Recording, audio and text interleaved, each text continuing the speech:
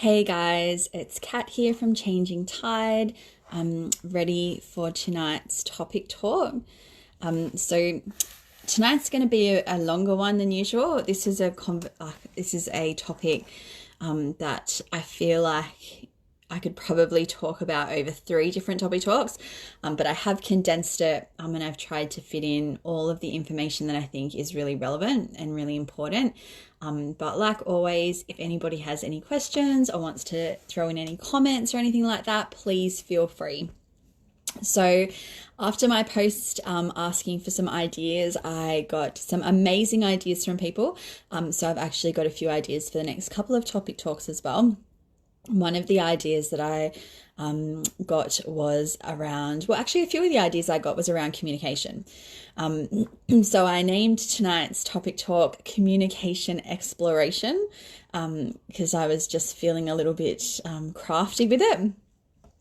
So tonight we're going to be looking at communication. So I'm going to look at why communication is so important. I'm going to look at why we communicate the way we do. We're going to go through communication styles and we're going to talk about some really quick things that you can do to maybe adjust your communication style if it's not quite working out for you. But also, this is definitely something that you would be able to work with a counsellor around if that's something that's coming up for you as an issue. So when we're talking about communication and why it's so important, we want connection. So as humans, we want to connect with people. We want to be able to be heard. We want people to understand us. We want people to listen. So being able to communicate well, it's really important in all of those areas. To build those really meaningful connections and keep those connections the best they can possibly be, being able to communicate in a way that, one person feels listened to, the other person is validating, it doesn't feel like you're banging your head against a brick wall. That's really important for our relationships. So some of the reasons that we would want to have a really good communication style. So people that feel really connected to other people and that feel that supportive connection have reduced cases of anxiety and depression. So often, people that have anxiety feel like they're not understood, like there is no one that's validating the way that they feel.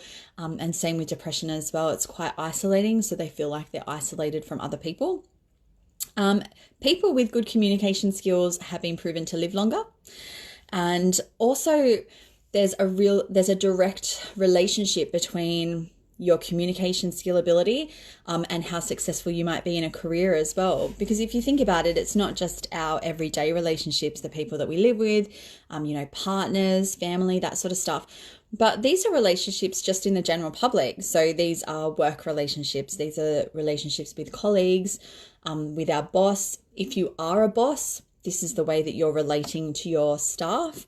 And that can have a huge impact if you think about, staff morale and how supported people feel at work.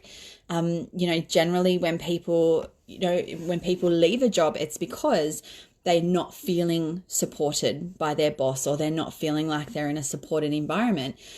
So being able to be on top of your communication and be able to, talk well with people and really listen to people as well. That's a really important thing. I think no matter what role you play. So when we're talking about why we might communicate the way we do, like obviously with lots of other things as well, it comes down to a lot of the times what we've seen. So you may find that your communication style is similar to your caregiver because that is what you've seen and that's what you've learned. And you may find that if you were to spend time with other people that communicate differently, you would start to pick up some of the things that they do as well.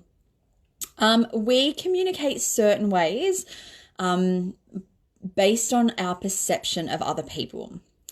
So when we meet somebody else, there is a very immediate first impression, and that can often really dictate what we perceive about the other person.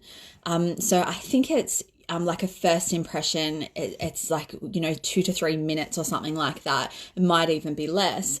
And so in that small amount of time, we've really made a perception on what we think that other person is like and how we need to communicate with them. And so, I guess if you were thinking, for an example, if you were like sort of meeting someone for the first time and they came across as quite aggressive, your initial communication style with them might be aggressive to meet that, because you have instantly sort of felt that aggression from them and you're kind of matching it. So that can be, a big part as to why we communicate with certain people in certain ways. So I guess with our communication and the way we communicate and the habits we get into, like other habits, they can often be a little bit misleading from what is actually going on for us. So sometimes we get into this pattern and this habit of communicating a certain way. And even if that's not quite how we're feeling, it still comes across. So, you might be thinking one thing, but then what comes out of your mouth, it comes across completely different. And like that's frustrating for the other person, because they're like not understanding, what you're trying to put across. But it's also really frustrating to be misunderstood as well. So to be thinking something and wanting to express it a certain way, and then having it come out completely different. So what I'm going to do is I'm going to talk about the 4 different communication styles. When I talk about these, you'll probably find that if you're a little bit self-aware, you might be able to actually pinpoint which one you are. Otherwise, you might be able to see it in other people.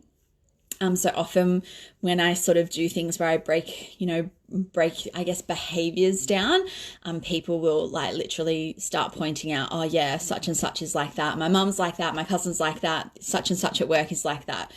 So you can actually really start to see where people fit into different styles.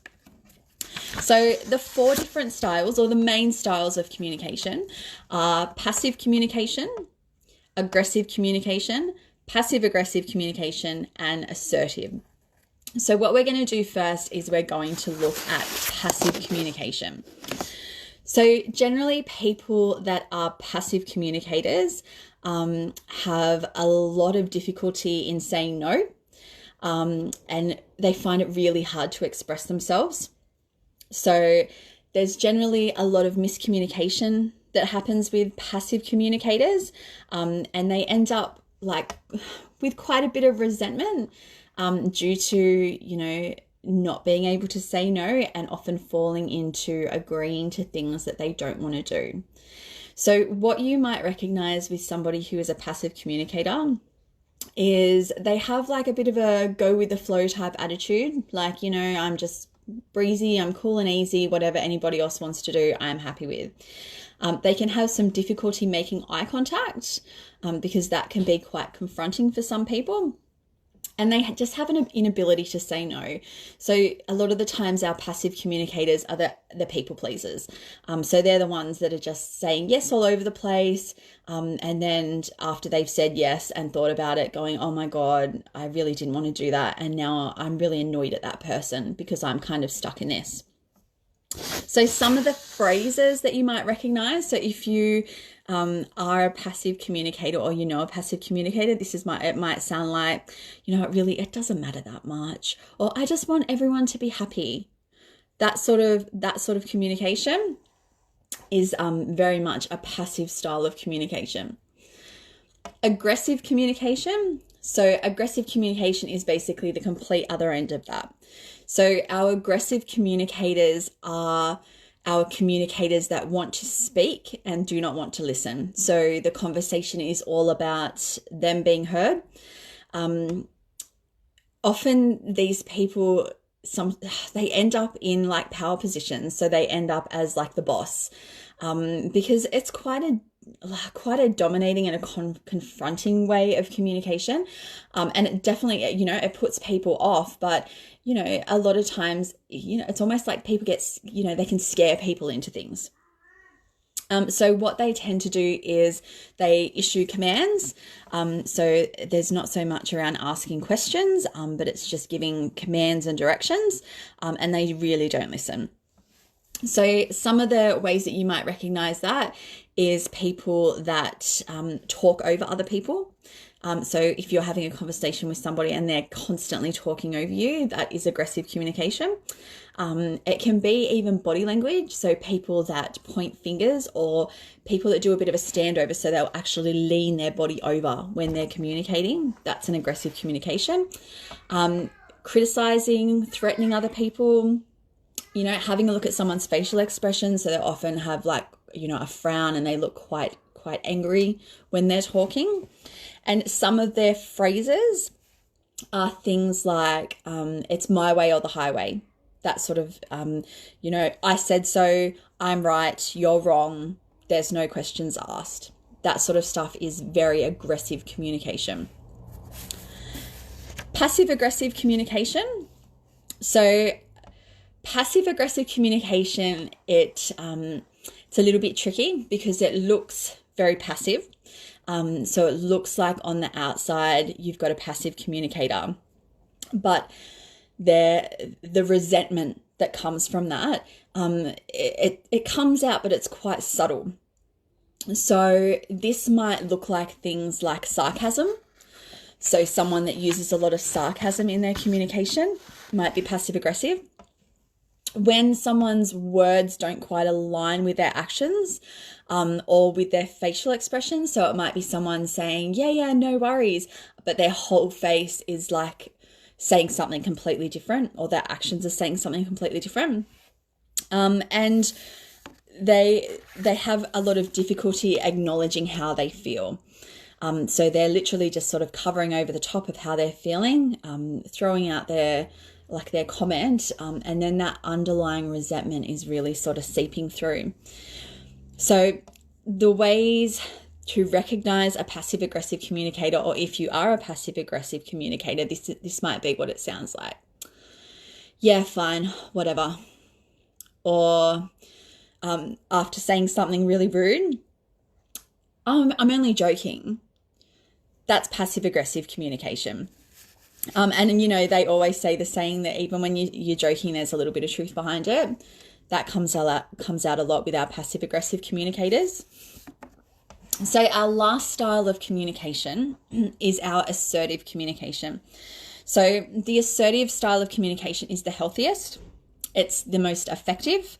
And it just encourages, open and honest conversation. It's a way of communicating that means, everyone is getting heard. Everyone gets to put their point across and gets heard at the same time. And the way that you might be able to recognize that or see that in yourself is having the ability to express what you want with confidence. So people that are assertive communicators, they're quite confident in what they want. And generally when people are, quite confident in what they want, they don't need to be aggressive. A lot of that aggressive communication comes from a real sense of, lack of confidence. So they're really not confident in what's happening. So they put on that, that additional aggression and almost that bravado to try and push it across the line. An assertive communicator will encourage balanced conversations. So an assertive communicator will ask for feedback, will ask for other people to join in on the conversation and invite them to have their say. An assertive communicator uses a lot of I statements rather than you statements. So this is maybe the typical counselor thing that sometimes people look at, where it's the I feel. So, an assertive communicator will be able to talk about the way that they feel or the way that something has made them feel, rather than that blaming conversation of it's your fault, you did this, making it about everybody else's fault. An assertive communicator has the ability to say no. So I guess we're often taught as we grow up that we're not allowed to say no. I mean, we teach our kids not to say no. They're not allowed to argue with their parents, that sort of stuff. So really, we're raising kids to not be able to say how they feel. Saying no doesn't make you rude. So, it's okay to say no to things.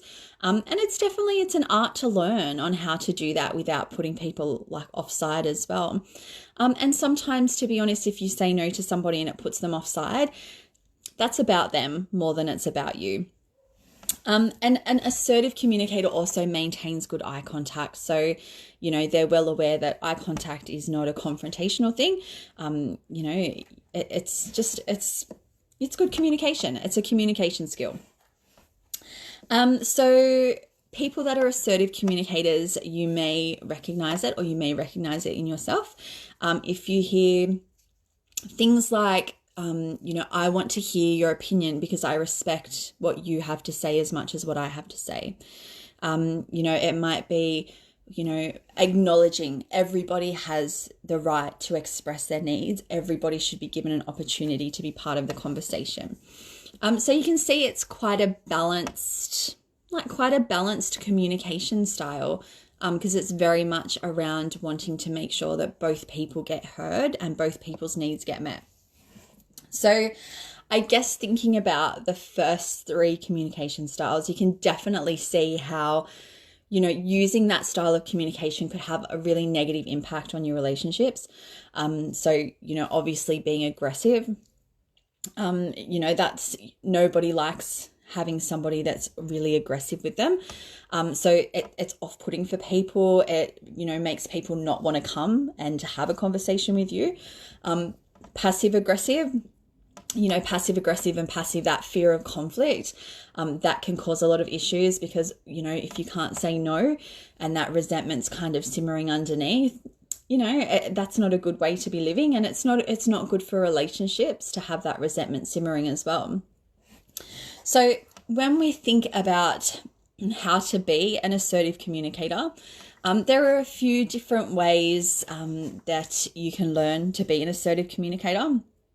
There is a way that I learned through some DBT training called Dear Man, and that breaks it down really well around assertive communication. What I'm going to do tonight is I'm just going to give you a few tips that you can start to put in place. If you recognize that you might be, one of the other types of communicators and you're kind of looking to try and, move more over to the assertive side. So the first tip is learning to express your needs and wants with confidence. So having the confidence to put it out there, what you need and what you want out of a situation. It's not rude to express your needs. It's not a bad thing to be able to let people know, what you need and what you want out of a relationship or out of a situation. It definitely, if it's done with respect and done with understanding, absolutely. It's really important, because if you can't express your needs, how would you get them met? Another one is to start taking ownership. So start using the I statements. So when you think about wanting to blame somebody for how you're feeling, start to use, put an I in front of it. And it's okay to take a bit of a pause in a conversation and think about what you're saying. Because what that shows is, it's coming from a place of thought rather than just a reflex action. And it also gives you the opportunity to listen and to take in what other people are saying. So taking ownership, telling people, I've got like a little bug in my face, telling people how it makes you feel when these things happen. So rather than a statement of, you are the worst friend ever, you always let me down, you never show up when you say you're going to. It's, talking about, well, what is that for you? So that might be, I feel really hurt when we have plans and then you don't show up to them. Because it's not blaming. As soon as you start to blame somebody else and start to throw those statements out, people shut down and they go into defense mode. So they're actually no longer listening to what you're saying. All that's happening in their head is, okay, what's my comeback going to be? So you want to be able to do it in a way where you keep people engaged into the conversation and they're actually listening to what comes out of your mouth. So doing it in a way that's not making them defensive is going to be the best way to be able to have that open communication and get people to actually hear what you're saying. Maintain comfortable eye contact. You know, that it's different for different people. It is a nice skill to have. Sometimes it is uncomfortable to stare into people's eyes. It's one of the reasons that I do walk and talks because, for me, I've been in the setting before where it's been that sitting across from each other and you're staring in each other's eyes and answering all these questions. And that makes me uncomfortable. So I kind of thought, well, if it makes me uncomfortable, there's probably other people around there that it makes them uncomfortable too. So, it's not about drilling into somebody's eyes and trying to read their mind, but it's just having that, that eye contact so people know that you're listening to them. If people are talking to you and you're just staring off in space, it looks like you're not listening. If you're continually giving them that bit of eye contact, they know that you're still engaged in the conversation. Another tip is to really listen when other people are speaking. So when other people are speaking and your head starts to kick into gear and you're like trying to formulate your answer or come up with what you're going to say next, try to not do that and try to really listen to what's being said. And it's okay to take a moment in a conversation. So there's nothing wrong when somebody's finished speaking to take pause before you answer. It doesn't need to be rapid fire. And if you feel uncomfortable with that, you can even say, I'm just taking a pause for a second because I just want to think about what you've said. It feels like it might be uncomfortable to say that, but I guarantee when somebody hears that, they think, oh my God, that they're really putting a lot of thought into what I have said.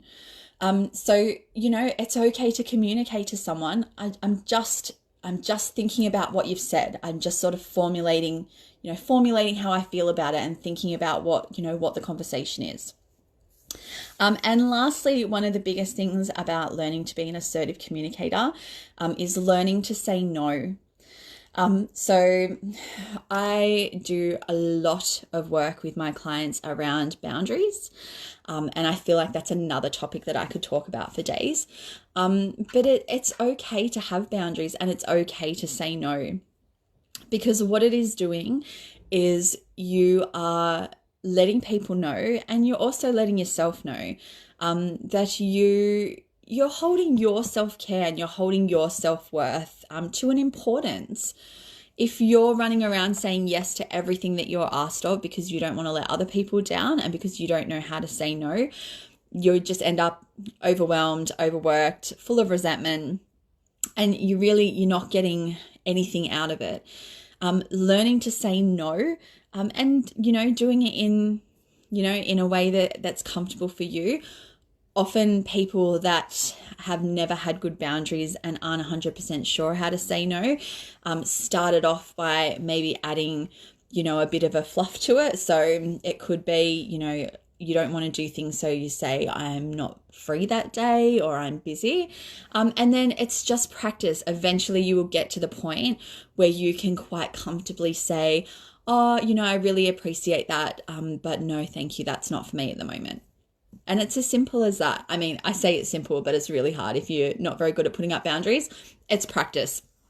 It's getting into the habit of being able to, be comfortable with your decision and be comfortable with yourself.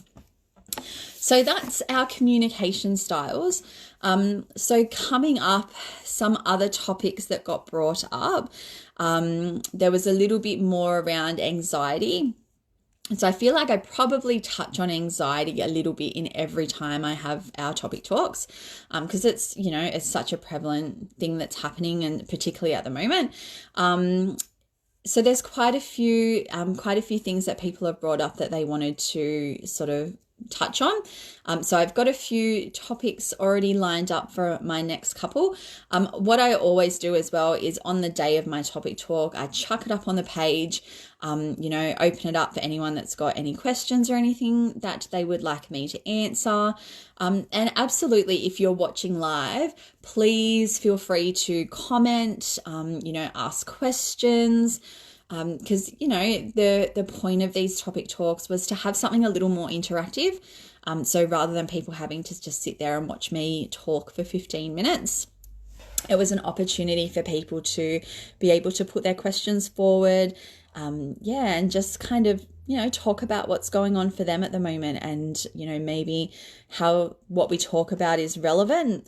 And, even just any comments or anything like that, it doesn't need to be a question. So that's it for me tonight. Like always, if you have any feedback, comments, anything like that, just pop them below, send me a message, an email, however you'd like to do it. Other than that, I hope that everybody is keeping warm because it's freezing on the south coast tonight. And I will catch up with everybody. Well, I say next week, but you'll probably see a bunch of videos of me before then. But I hope everyone is keeping well, and I will catch up with you soon. Bye.